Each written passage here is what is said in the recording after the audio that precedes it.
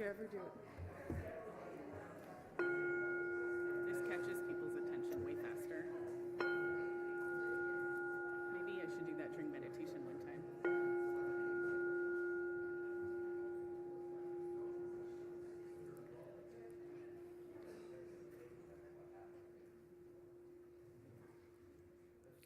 Good morning.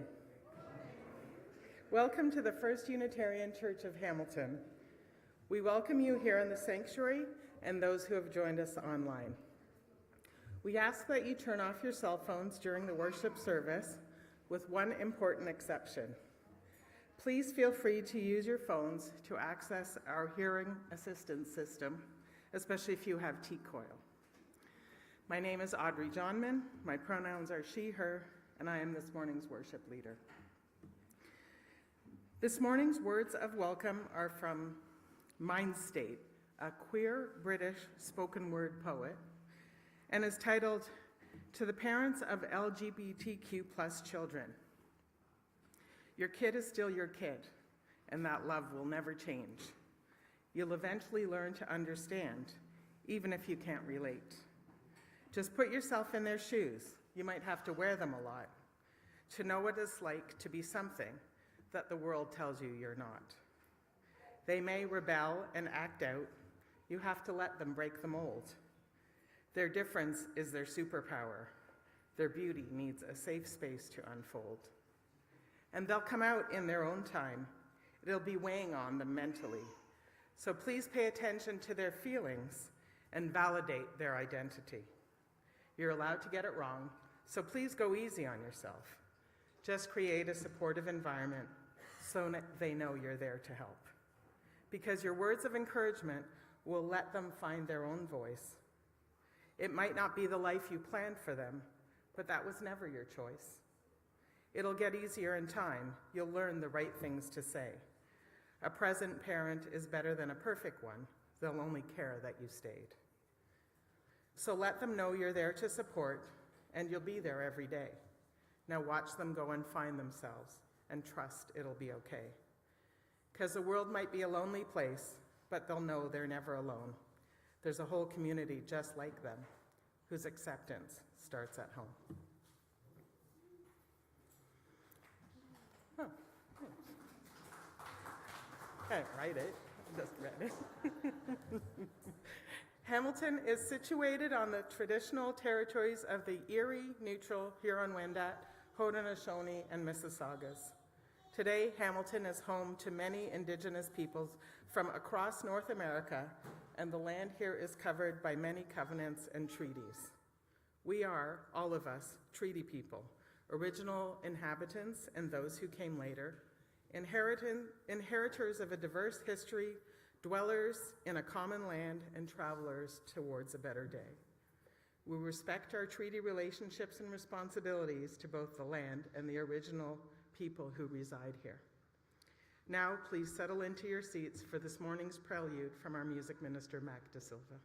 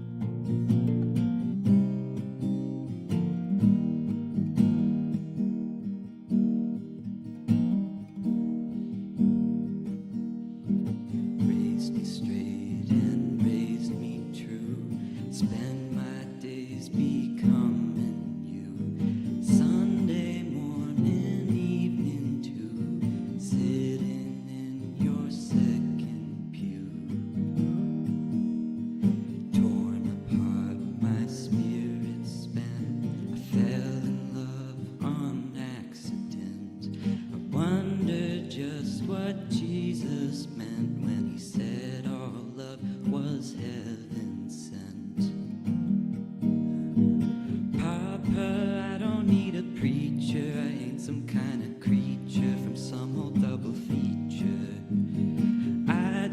just wanna make you proud of the kind of love I found, but you say it ain't allowed. You say that it's a sin, but it's how I've always been. Did you love me when he was just my friend?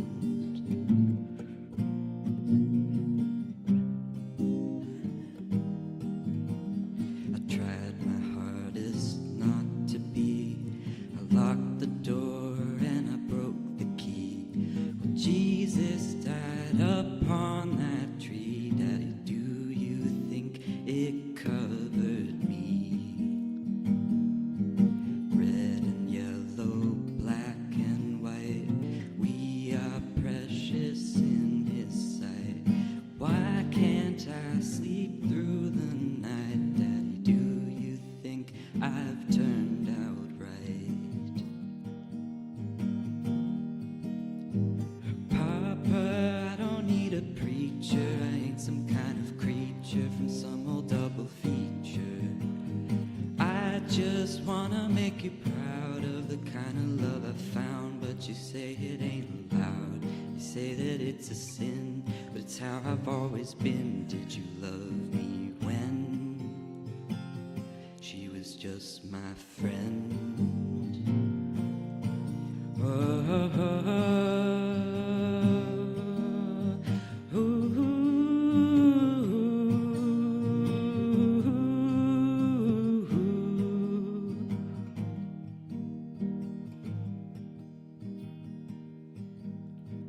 Papa, you're the one that taught me. By his stripes he sought me, and with his blood he bought me.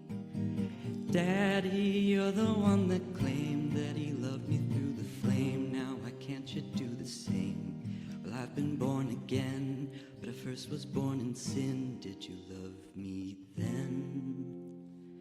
Did you love me then?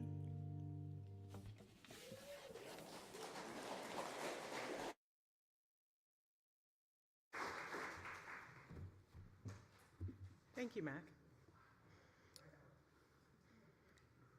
As we light this chalice, let's remember those who came before us, our LGBTQ+ ancestors, those who had unimaginable courage to fight for an equitable world they would never get the opportunity to witness, those who planted seeds of revolution demanding we be afforded the rights we deserve, and those we've lost along the way.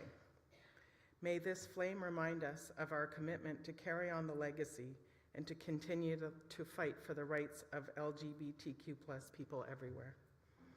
I'd like to invite Melanie Parrish up to light the chalice.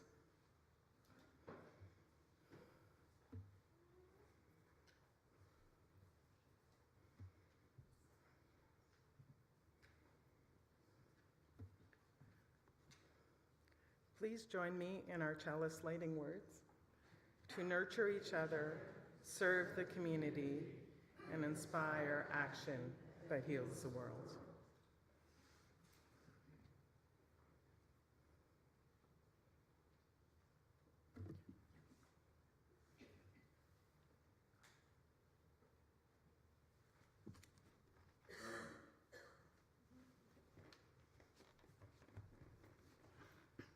Good morning, everyone. Thank you for joining us this morning for our Pride service. I am Reverend Danny Weber. I use they, them pronouns, and I am honored to be the minister here at UU Hamilton, a welcoming congregation that seeks to dismantle systemic barriers to full inclusion within our community.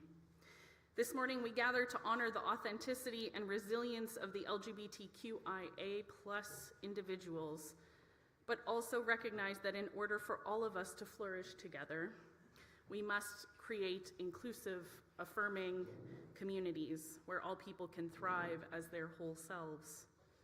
Pride is not just a celebration. It's about justice, belonging, and the mutual care we extend to one another. And so, with that and the words of Reverend Hannah Robert Villeneuve, I call us into this space. People sometimes ask, is Pride a protest or a party? And the answer is, of course, Yes. Have you heard this one before? And why not?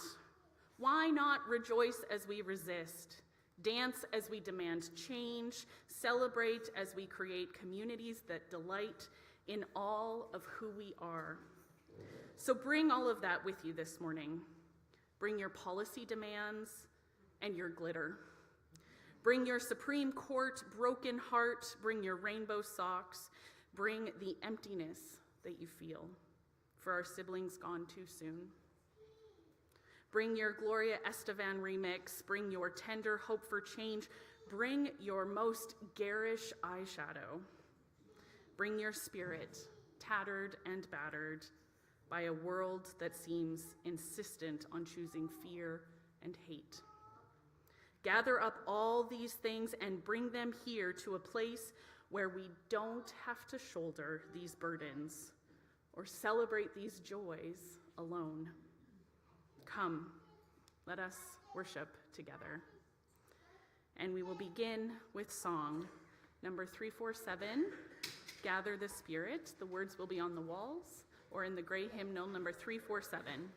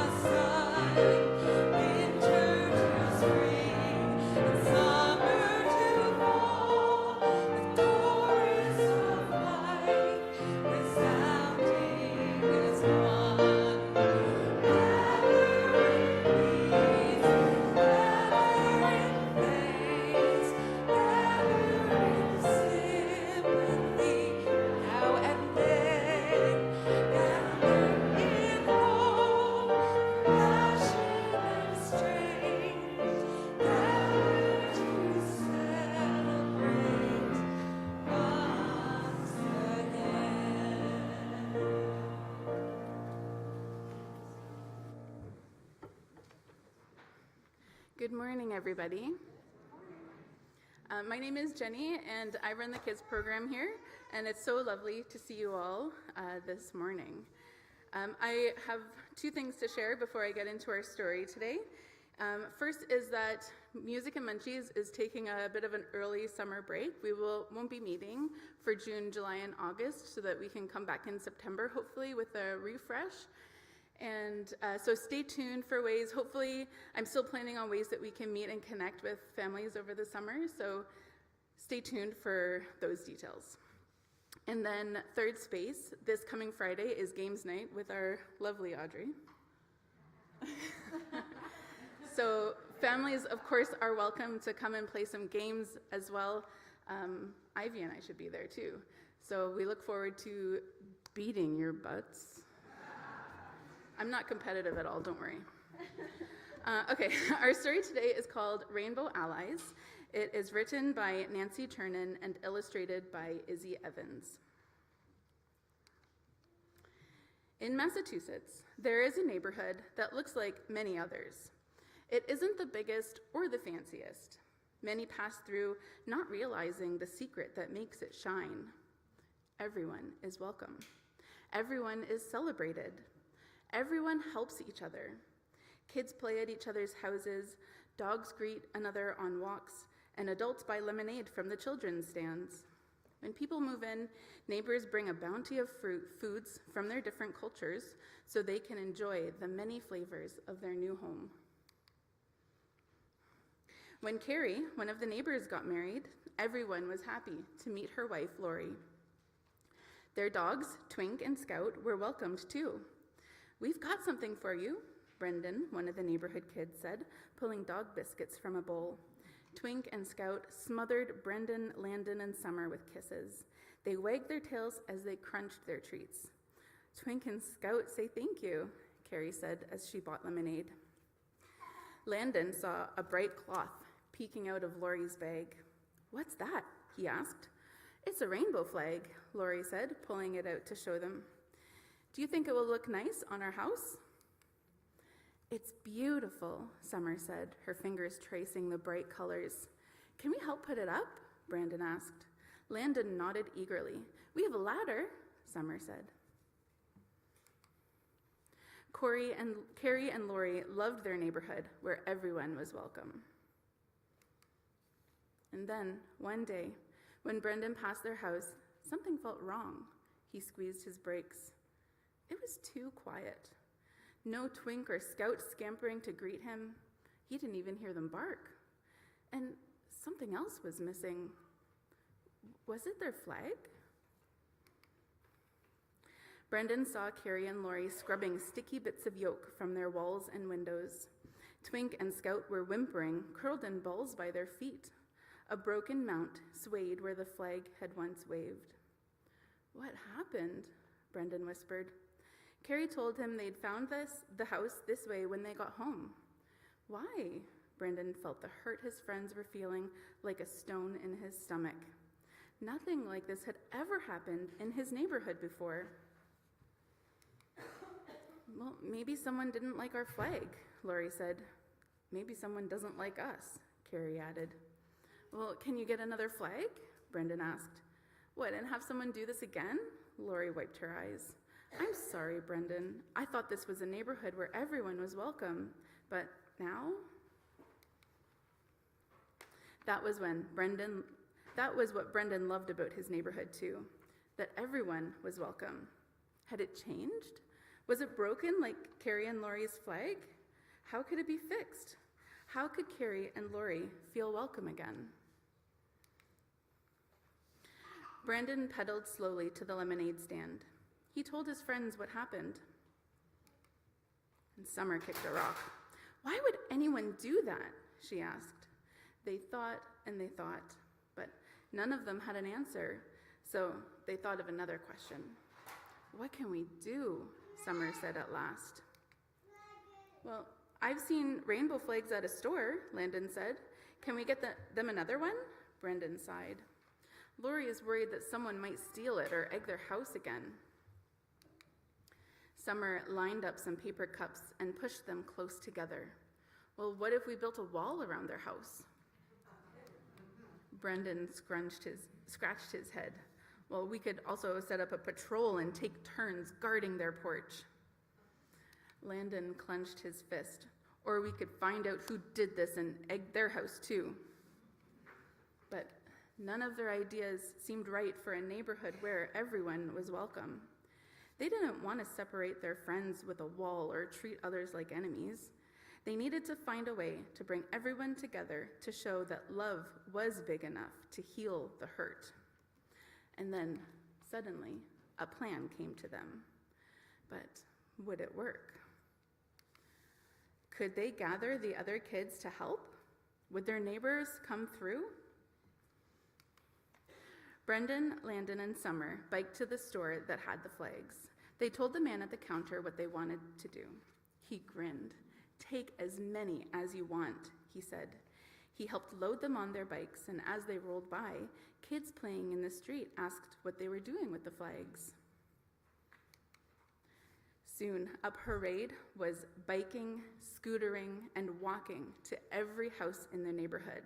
"Yes," people said, "yes," as they took their flags one by one. Not everyone had a mount, but everyone took a flag. Some hung a flag on a door, and some across a porch, some on a fence, and one in a big tree. The children brought the last flag to Carrie and Laurie's house. They cheered as Carrie and Laurie hung the flag on their door. Twink and Scout jumped and slobbered on their hands and faces. Together, Carrie, Laurie, adults, and kids walked up and down the bumpy sidewalks together. They admired how all the families were different but united, just like the different colors in the rainbows on the flags. The children waved goodbye to Carrie and Laurie, to each other, to everyone glowing with pride as they biked, scootered, and walked home. The kids had done it. They took something broken and made it beautiful once again. Their neighborhood was a place where everyone is welcome, where everyone is celebrated, and where everyone helps each other out. The end. Let's sing the kids out now. Thank you.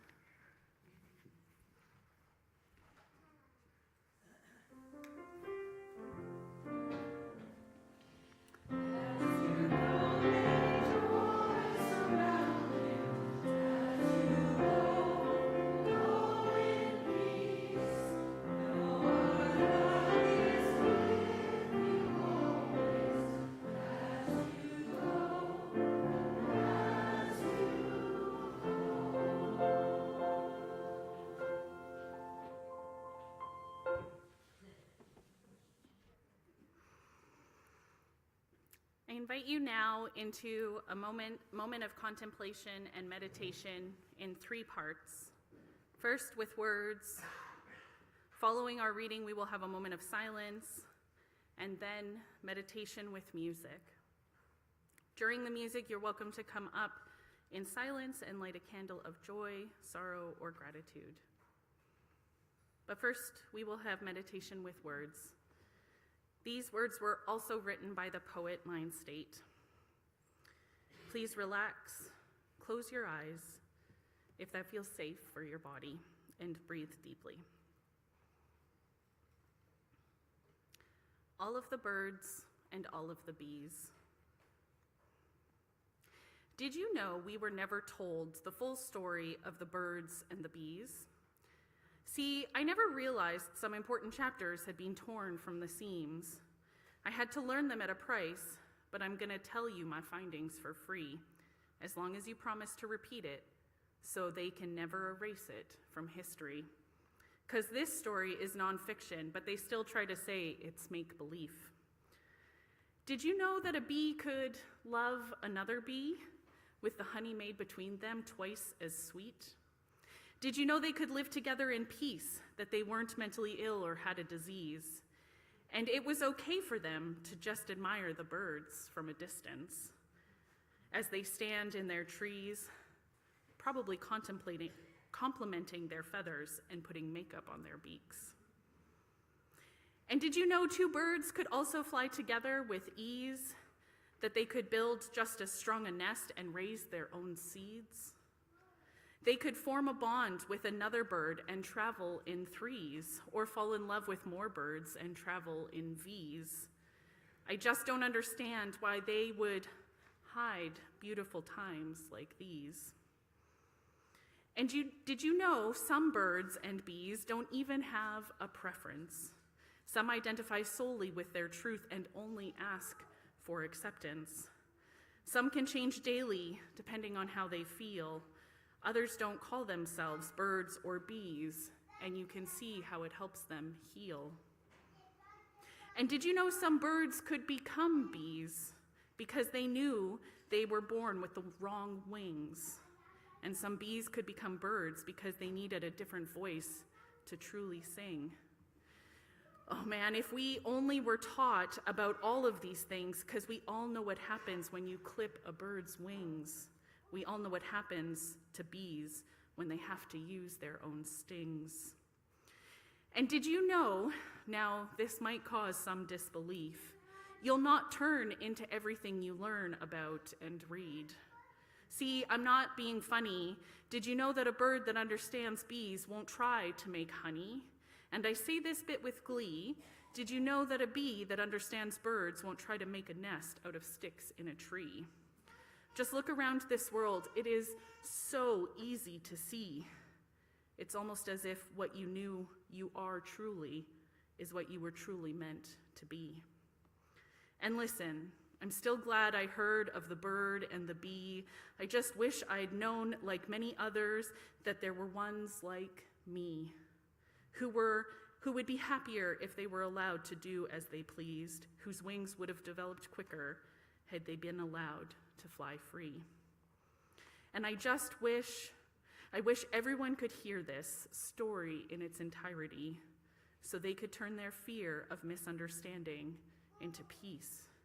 And in turn, they could educate their seeds, who could grow up to be the right trees and colonies, we so desperately need to provide a safe home for all of the birds and all of the bees.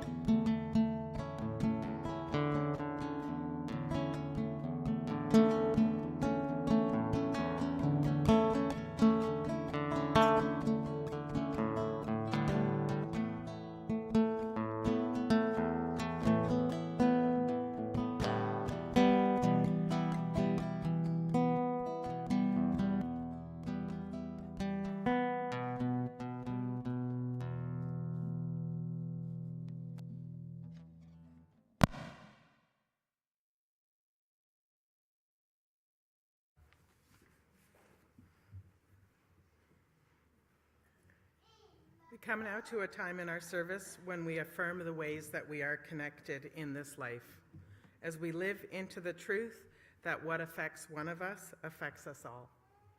In a spirit of community care, let us open our hearts to one another and all that we hold sacred. Today, I have a sorrow from Sue and the garden team.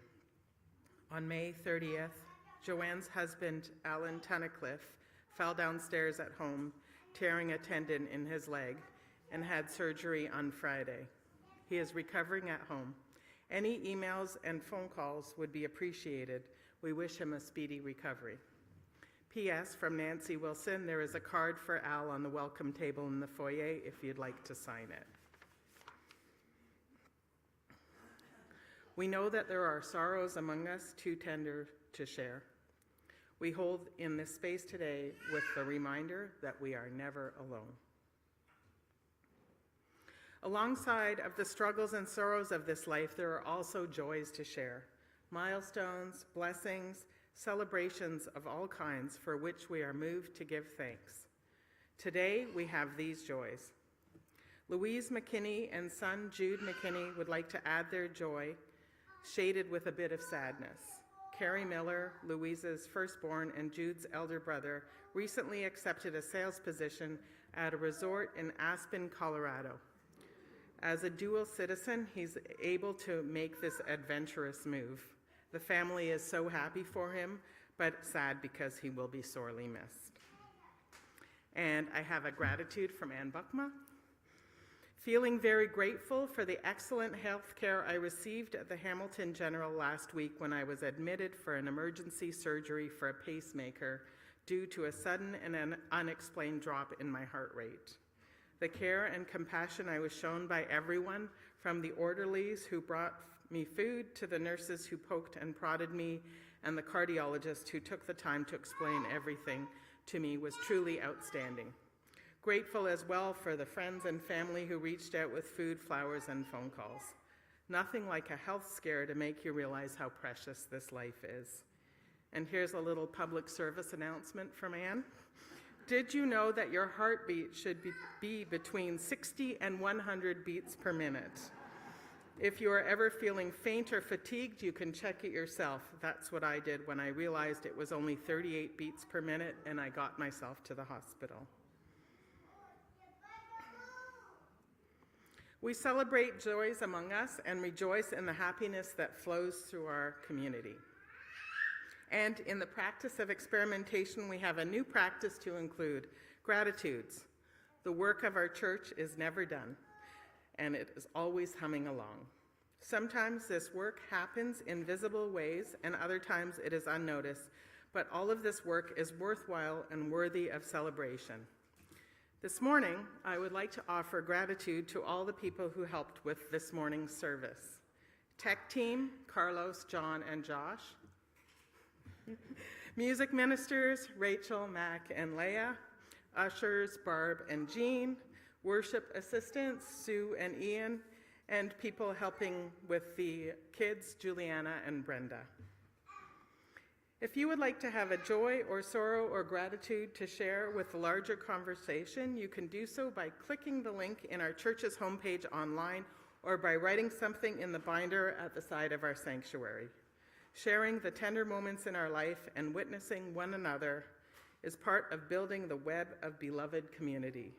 May we continue to hold space for this community care and to share with courage and vulnerability.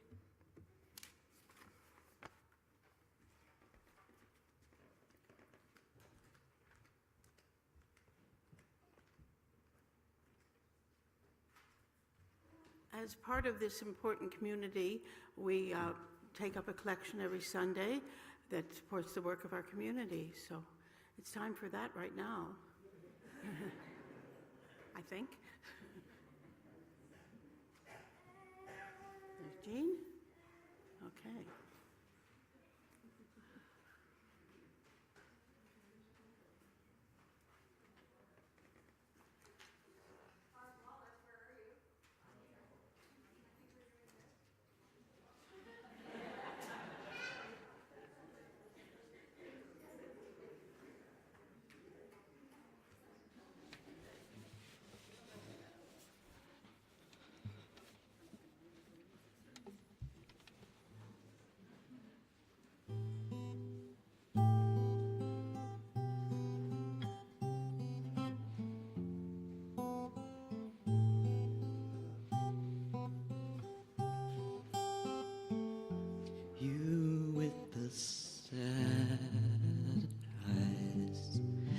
Don't be discouraged, oh, I realize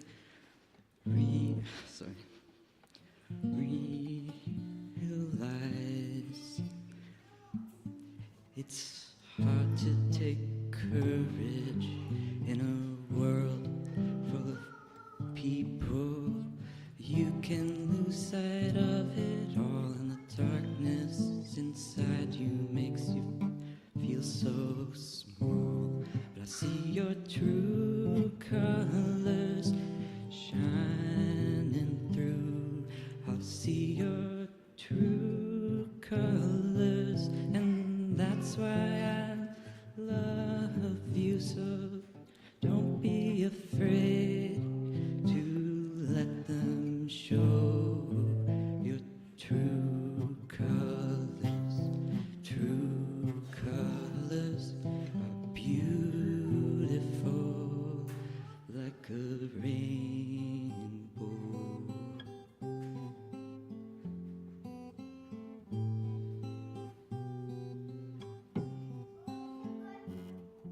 Show me a smile then. Don't be unhappy, can't remember when I last saw you laughing. If this world makes you crazy and you've taken all you can bear, you call me up because you know I'll be there, and I'll see your true colors shining through. I'll see your true colors, and that's why I love you. So don't be afraid to let them show your true colors. True colors are beautiful like a rainbow.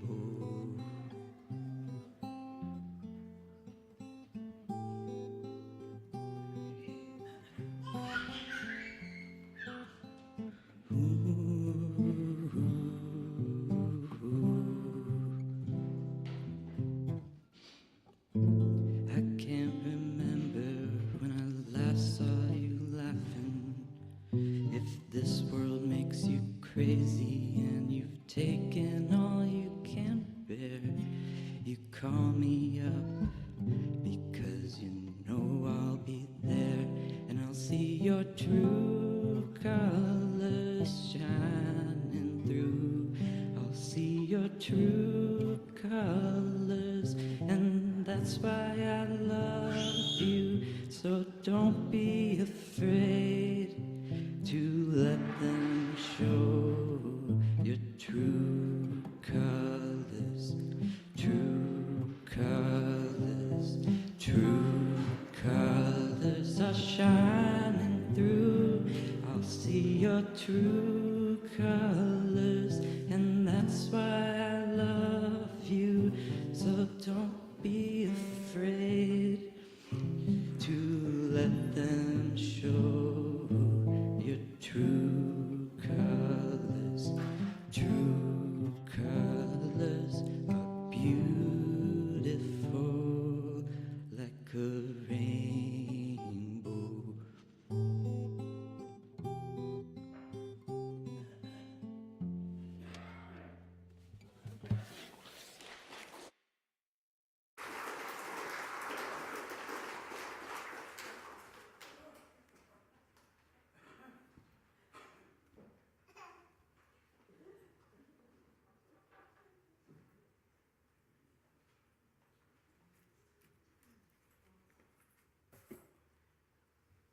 We are grateful for your gifts today and for so many gifts. I'm always impressed by the generosity of this community, both in terms of time and resources.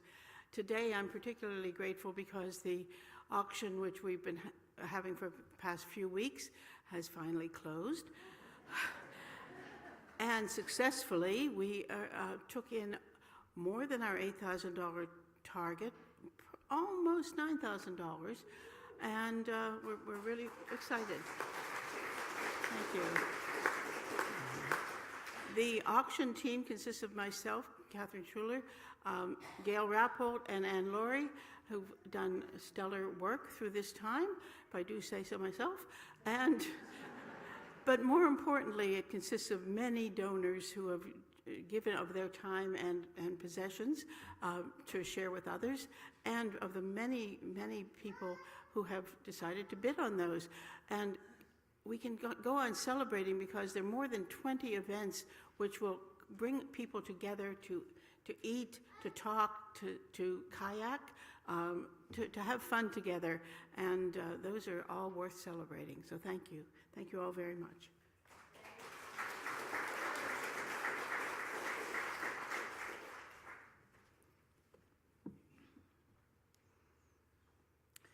So I'd like to start off with a question, maybe a rhetorical question, but what does stories of radical revolution, queer culture, flourishing together, and evangelism have in common?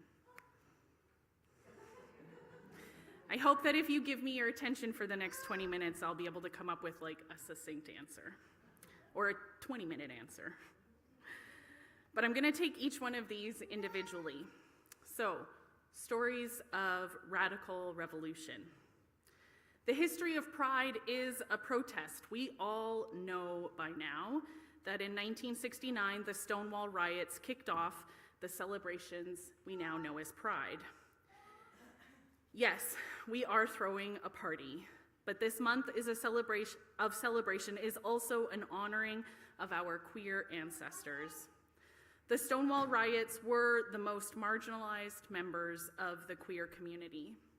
Transgender women of color, drag queens, homeless queer youth. New York City police spent much of the late 60s raiding places that LGBTQIA+ folks would patron. And in June of 1969, those individuals fought back. But radical revolution exists in other arenas of our lives. The Winnipeg General Strike of 1919 has been considered one of the most dramatic and significant strikes in Canadian history. According to the Canadian Encyclopedia, the General Strike included workers from factories, storefronts, and transit workers, all went on strike at the same time. In 1919, many Canadian workers barely made enough money to survive, and for 6 weeks between May 15th and June 25th of 1919, additional workers, including postal workers, public sector employees, and telephone operators joined this strike. Over that 6 weeks, approximately 30,000 workers went on strike to improve working conditions. And apparently the federal government believed that the strikers wanted to start a communist revolution. They called in the Royal Northwest Mountie Police, Canada's earliest version of the paramilitary police force, the same authorities that put Indigenous children in residential schools, began arresting strikers. Many, many people were hurt and 2 people were killed at that strike. However, it was this event that brought together the Cooperative Commonwealth Federation, which was Canada's first socialist party, the CCF, and the party that then evolved into the New Democratic Party. Actually, there's a really great movie from 2014 called Pride. It's based on a true story of 1984 Wales, and it depicts a group of lesbian and gay activists who began raising money for the miners who were striking. The opening of the film is a gay activist, Mark Ashton, talking about how the police have stopped harassing the gay community because they are now harassing the miners. He spontaneously put out a bucket for collecting change for the miners' families outside the gay library shop that he worked at during the Pride Parade. The sign read, "Lesbians and gays support the miners." And he began gathering donations and other members who ended up forming a group called LGSM, Lesbians and Gays Supporting Miners. This small rendition of the story, the movie, this small rendition of the story, is actually 11 different queer groups across the island that ended up raising together 22,500 pounds, or the equivalent of today, 70,000 pounds, which is the equivalent of 130,000 Canadian dollars. This was over the course of 11 months, 3 weeks, and 4 days that the unions were on strike. Strike against a government that was union busting and aggressively closing the mine pits, leaving entire regions of the country without industry for more than 20,000 families. The story of the radical revolution overlaps significantly with our second topic, queer culture. But let me share with you a more modern version of this story. Perhaps the hottest story in queer culture right now, heated rivalry. Episode 1 aired on Crave TV on November 28th. It was a story about two hockey players, one from Ottawa and the other from Russia, both considered the best of their country and eager to be picked to be the first pick in the draft for the next NHL season. What starts out as a significant rivalry between Shane, the quiet Canadian who was incredible at puck handling, and Ilya, the arrogant Russian who can skate circles around everyone else, ends up becoming a string of passionate hookups over the course of 6 years, while the two live in separate countries and connect when their teams are playing against one another. But their personal story has a revolution in it as well. Yes, there are several intimate scenes, especially in the first 2 episodes, but it was more than just sex that had this Canadian TV series winning a record-breaking, blockbuster-winning 16 trophies at the Canadian Screens Award last weekend. A story of 2 hockey players falling in love against all of the odds that were stacked against them. And it's not just a love story. In many ways, it turns this story on its head. It's not just about 2 people finally professing their love for one another, but 2 people who are learning how to love one another. In a world where everyone expects them, actually everyone encourages them to hate one another. In a world where the media has turned Shane and Ilya into rivals, a world where they have to overcome the barriers of language, the institution of hockey culture, the Russian government's discrimination of LGBTQ people, and their own internalized homophobia. Or perhaps we could think of it this way, in the words from author, philosopher, and social critic Bell Hooks: patriarchy demands of all males that they engage in acts of psychic self-mutilation, that they kill off the emotional parts of themselves. If an individual is not successful in emotionally crippling himself, he can count on the patriarchal men to enact rituals of power that will assault his self-esteem. Like our story this morning, discussing building a wall for protection of love, both Ilya and Shane had to break out of their own understanding of what love and safety meant. Because safety and belonging work best when everyone is included. Shane and Ilya were finally able to allow themselves to figure out what it meant to love one another when they witnessed another hockey player come out very publicly when his team won the Stanley Cup, witnessing that they might not be the only ones. And this brings me to the third idea, which is flourishing together. Robin Wall Kimmerer speaks this way in her book, The Service Berry. In a gift economy, wealth is understood as having enough to share, and the practice for dealing with abundance is to give it away.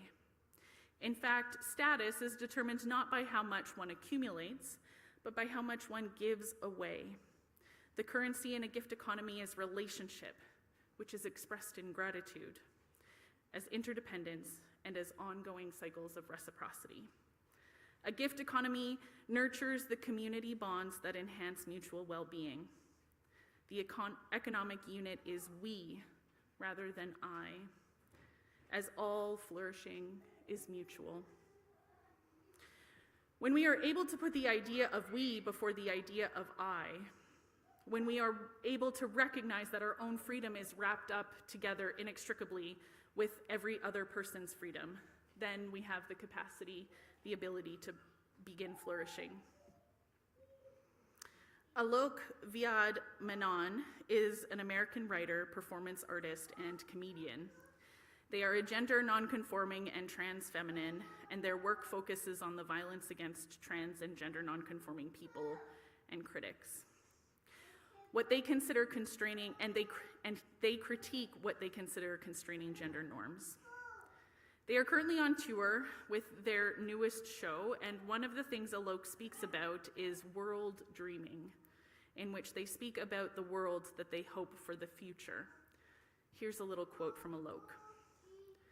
When we can witness that we have the same pain, we look so different, but we have the same pain. It's just different flavors, maybe like Baskin-Robbins of trauma in each different kind of person, different flavors of trauma. And all of the ways that we have been taught to look at people's surfaces, that's just a distraction, because our hearts are much more interesting places to traverse. And we zoom in right there and we ask, how did you do it? How did you live?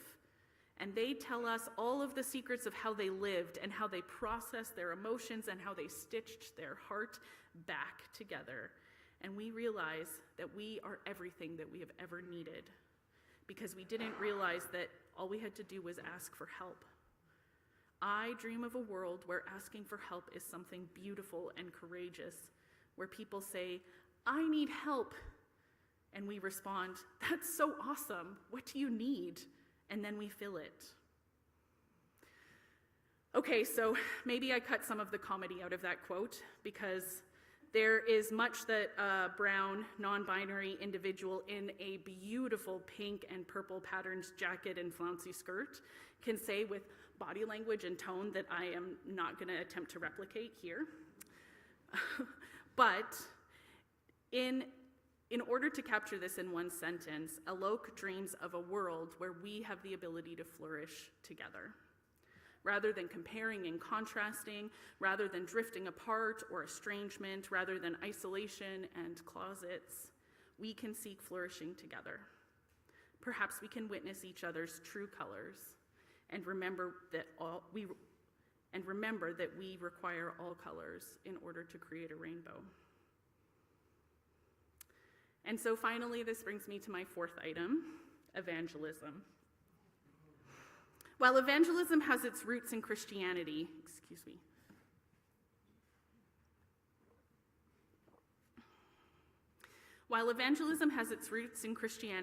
almost all religious traditions have some practice of sharing the news of their faith with others. Muslims are encouraged gentle persuasion, dialogue, and good deeds, which is called da'wah, meaning invitation. Buddhism has focused its evangelism on sharing wisdom rather than saving souls by teaching community service and practicing compassionate living. Hinduism does not seek to convert individuals, but widely engages in dharma prachara, or the spreading of the spiritual philosophies, such as yoga and meditation practices that are intended to lead to self-realization. And the secular world is full of evangelism, described as zealous advocacy for an idea, a product, or a lifestyle. So I would like to encourage the zealous advocacy for flourishing together, the evangelism of flourishing together through stories of radical revolution and queer culture. I am an evangelist for showing up authentically and supporting one another across our differences. Building communities that are rooted in gift economies and care and reciprocity, because humans want to share with each other. We want to be a part of a community that witnesses one another, and this is our evangelism. We become witnesses to be a better way of being together, and that witnessing, this invitation to join us in beloved community, this is our evangelism. Not conversion, but transformation. Not judgment, but invitation. Because here's what I know. The world does not need more people pretending to be something that they are not. The world does not need more silence, more hiding, more shrinking ourselves to fit into boxes that were never meant to hold us. In her book, A Return to Love, Reflections on the Principles of A Course in Miracles, Marianne Williamson writes, "Our deepest fear is not that we are inadequate. Our deepest fear is that we are powerful beyond measure. It is our light, not our darkness, that most frightens us. We ask ourselves, who am I to be brilliant, gorgeous, talented, fabulous? Actually, who are you not to be? You are a child of God. Your playing small does not serve the world. There is nothing enlightened about shrinking so that other people won't feel insecure around you. We are all meant to shine, as children do. We were born to make manifest the glory of God that is within us. It is not just in some of us, it is in everyone. And as we let our own light shine, we unconsciously give other people permission to do the same. As we are liberated from our own fear, our presence automatically liberates others. What our communities desperately need is our full, authentic selves. We need the gifts that only you can bring. We need your voice, your perspective, your way of moving through the world. To those of us who are LGBTQ+, your experience is not a burden. Your identity is not something that you need to apologize for. You are exactly who you are meant to be, and the world is a better place because you are in it. Your courage to live authentically ripples outward in ways that you may never fully see. You are part of a lineage of resistance, of joy, of radical love. To those of you who are allies and supporters, your presence matters. Your willingness to learn, to listen, to stand alongside us, that is sacred work. Keep showing up, keep asking questions, keep creating spaces where people can be fully themselves. Because when we do this together, when we build communities where everyone belongs, we don't just change individual lives, we change the world. As we leave here today, may we carry forward the radical legacy of our queer ancestors, the beauty of queer culture, and the practice of flourishing together. May we remember that we are never alone, we have each other, we have this community, and we have the strength of those who came before us.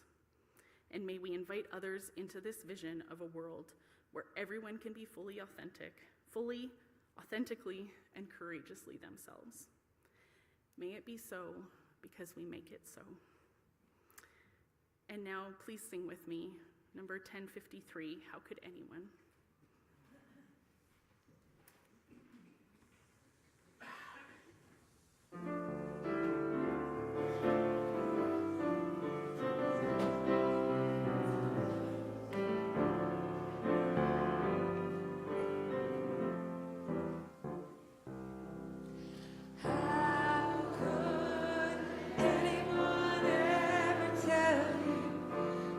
Anything less than beautiful.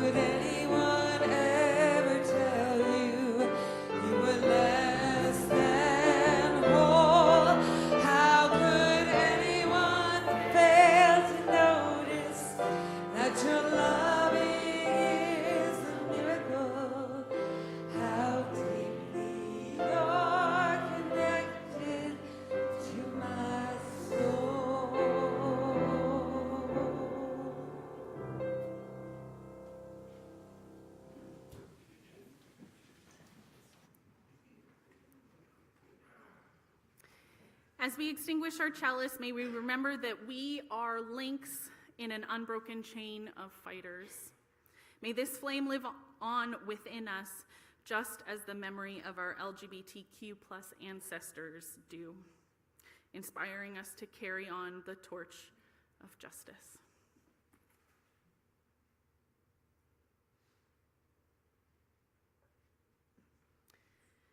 And now we will have our postlude.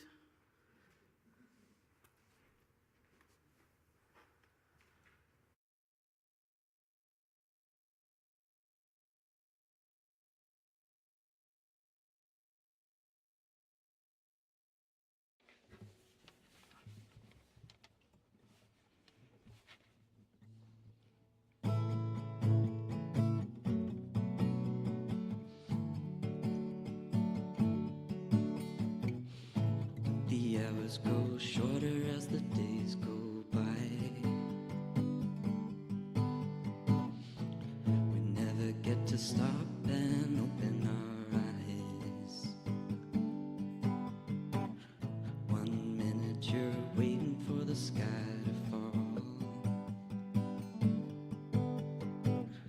Next you're dazzled by the beauty of it all.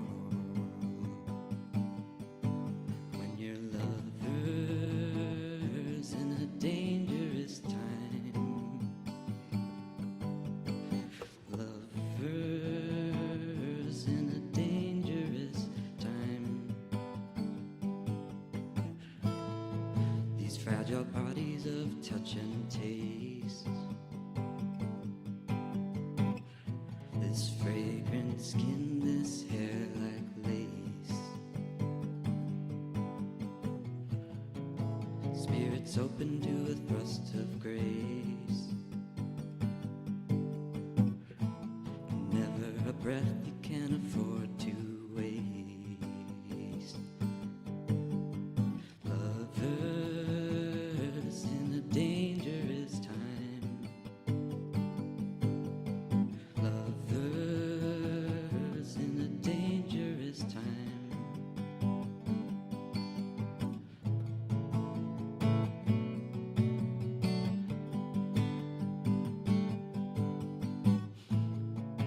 When your lover's in a dangerous time, sometimes you're made to feel as if your love's a crime. Nothing worth having comes without some kind of fight. You gotta kick at the darkness till it bleeds daylight.